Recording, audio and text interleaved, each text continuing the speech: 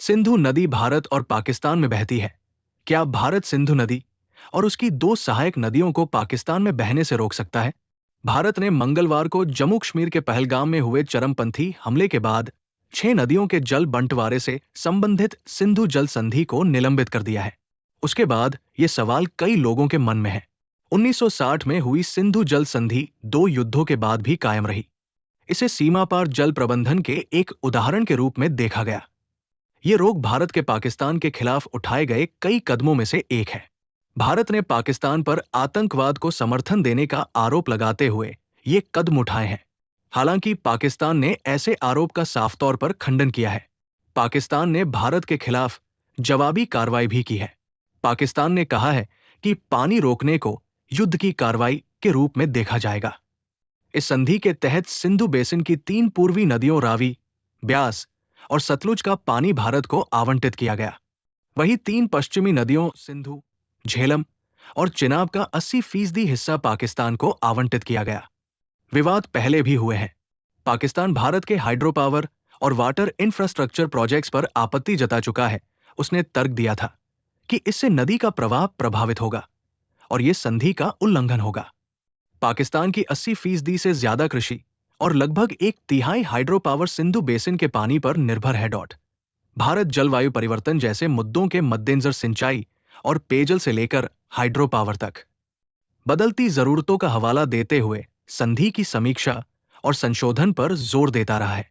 पहली बार हुई है ऐसी घोषणा पहलगाम हमले के बाद।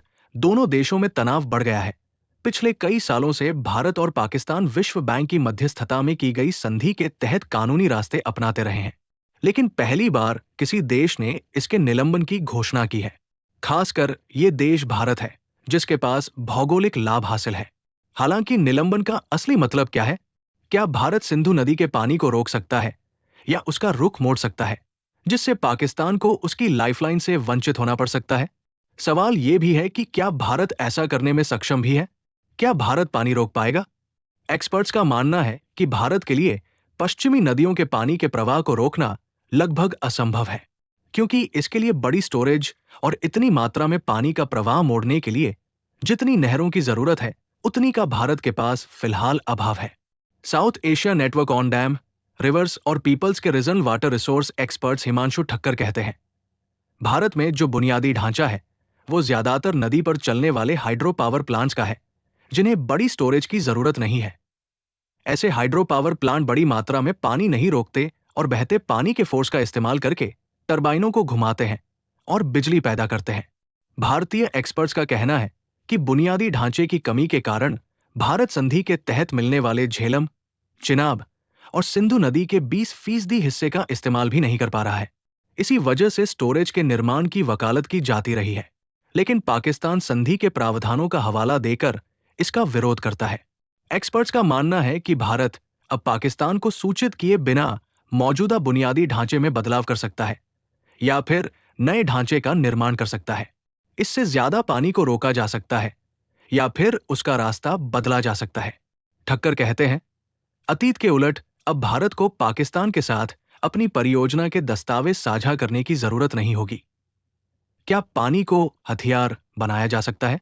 भारत के बांध पाकिस्तान की सीमा से दूर हैं, लेकिन इलाके की मुश्किलों और भारत के अंदर ही कुछ परियोजनाओं को लेकर विरोध जैसी चुनौतियों के कारण इंफ्रास्ट्रक्चर का निर्माण तेजी से नहीं हो पाएगा।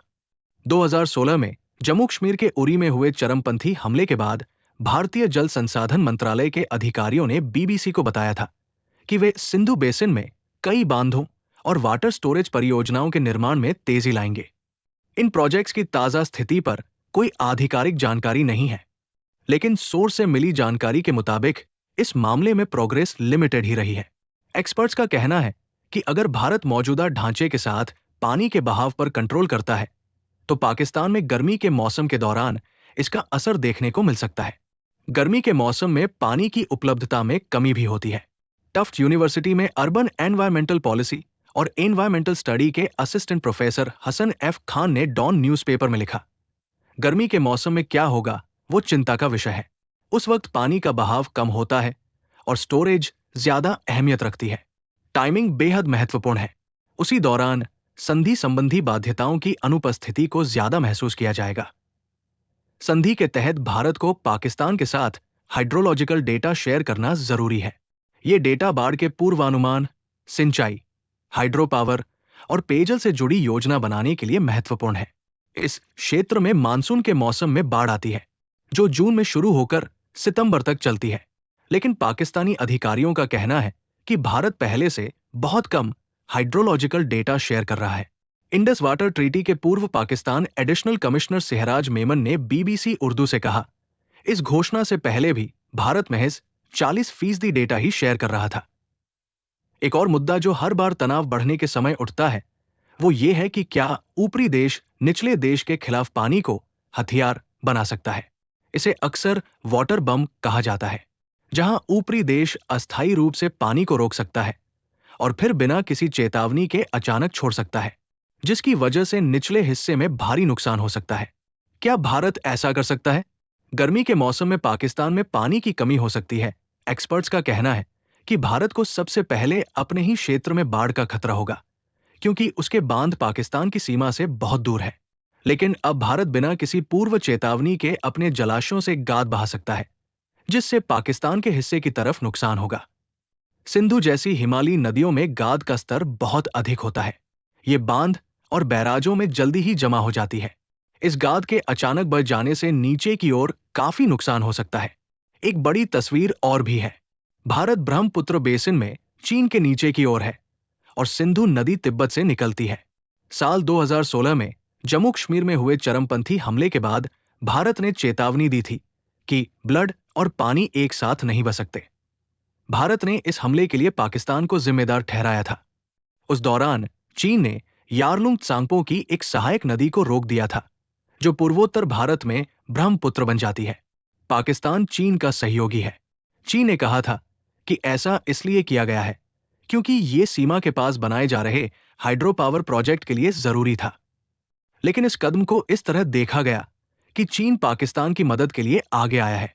तिब्बत में कई हाइड्रो पावर प्लांट बनाने के बाद चीन ने यारलुंग त्सांगपो के निचले हिस्से में दुनिया का सबसे बड़ा बांध बनाने को हरी झंडी दे दी है। चीन का दावा है कि इससे पर्यावरण पर कोई खास प्रभाव नहीं पड़ेगा। लेकिन भारत को डर है कि चीन इससे नदी के बहाव पर महत्वपूर्ण नियंत्रण हासिल कर लेगा।